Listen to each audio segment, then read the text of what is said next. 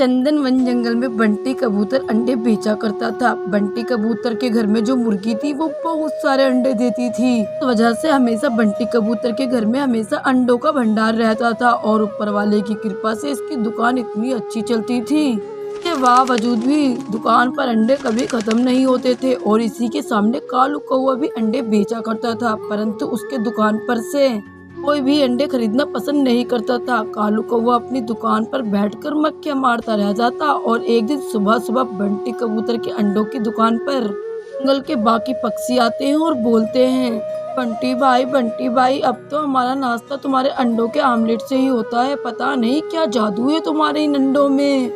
बंटी कबूतर हंसने लग जाता है और इतना बोलकर वहां से बाकी पक्षी सभी चले जाते हैं और तभी कालू कौवा को बहुत ही ज्यादा गुस्सा आता है। फिर वह बोलता है, मुझे कुछ ना कुछ तो करना होगा, वरना ये बंटी कबूतर इस जंगल में अंडे बेचकर अपना ही राज करेगा और मेरे अंडे ऐसी की ऐसी खराब हो जाएंगे। बंटी कबूतर कालू कौवे को सारी मुर्गियां चुरा लेता है। अगली सुबह जब बंटी कबूतर कालू कौवे की दुकान पर इतनी भीड़ भाड़ देखता है तो बहुत ही ज्यादा चौंक जाता है और अपने घर पर मुर्गियों को ना देखकर बहुत ही हैरान हो जाता है। हे ऊपर वाले, ये मुर्गियां कहाँ चली गई? बंटी कबूतर अपनी माँ और बीवी को आवाज देता है और बुलाता है, अरे माँ जी, पम्मी चिड़िया जल्दी यहाँ आओ। बंटी कबूतर की पत्नी पम्मी चिड़िया बोलती है, अरे क्या हो गया सुबह सुबह? लुट गए, बर्बाद हो गए पम्मी। ऐसा ना बोलो, बताओ भी क्या हो गया? हमारी दुकान की सारी भीड़ कालू कौवे की दुकान पर चली गई। जहाँ कभी एक मक्खी नहीं बैठा करती थी वहाँ सारे कस्टमर लाइन लगाकर खड़े हैं। लेकिन इसकी वजह क्या है? मुझे बताओ ना। मेरी पम्मी चिड़िया, इसकी वजह यही है, हमारे घर की सारी मुर्गियां गायब है।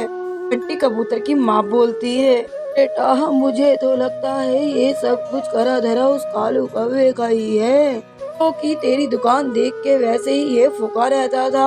हाँ जी, अब तो बस यही सोचो अब क्या करे, क्योंकि हमने उसे देखा नहीं है हमारी मुर्गियों को चुराते हुए, इसलिए हम उसके ऊपर इल्जाम भी नहीं लगा सकते।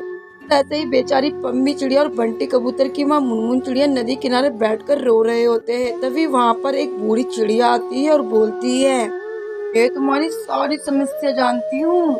पम्मी चिड़िया बोलती है, अरे ये क्या बोल रही हो तुम?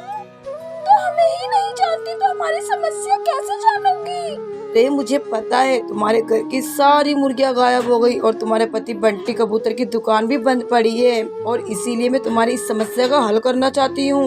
ने बहुत ही ईमानदारी से इतने सालों से अपने जंगल में सभी को अच्छे अंडे और स्वस्थ अंडे खिलाए हैं और अब मैं बिल्कुल भी नहीं चाहती कि कोई भी मिलावट वाला अंडा अपने जंगल में बेचे। कालू कौवा, उसकी तो नियत ही खराब है। ये लो बीज, तुम अपने घर के पास वाले खेत में डाल देना, वहाँ बहुत सारे अंडे निकल जाएंगे। अरे क्या, हमारा तुम पोपड़ बना रही हो? वैसे ही इतना परेशान है, क्योंकि खेती कभी हुई है भला? अरे मेरी बात पर विश्वास करो, ये एक जादुई बीज है और एक दिन में सिर्फ तुम 5 ही बीज अपने खेत में डालना, जिसके बाद तुम्हें 500 अंडे प्राप्त होंगे। लेकिन इस बात का पूरा ध्यान रखना, कभी भी 5 बीज से ज्यादा मत डालना, वरना इसका परिणाम बहुत ही बुरा होगा। अंडों के ढेर में तुम ही दब जाओगे। पम्मी चिड़िया और मुनमुन चिड़िया दोनों ही वो बीज लेकर अपने घर जाती है और इस बीज के बारे में पूरी कहानी विस्तार से अपने पति बंटी कबूतर को बताती है, जिसके बाद में वो बीज से अंडों की इतनी ज्यादा खेती होती है और जिस वजह से बंटी कबूतर की दुकान फिर से चालू हो जाती है और अंडों की भी कमी नहीं होती। कालू कौवा बेचारा फिर से मक्खी मार रहा होता है और एक दिन इस बीज का राज कालू कौवे को पता चल जाता है और कालू कौवा अपनी हरकतों से बाज नहीं आता। अंडों के बीज को चुरा लेता है और उन खेतों में डाल देता है, जिसके बाद अंडों का ढेर इस तरह होता है।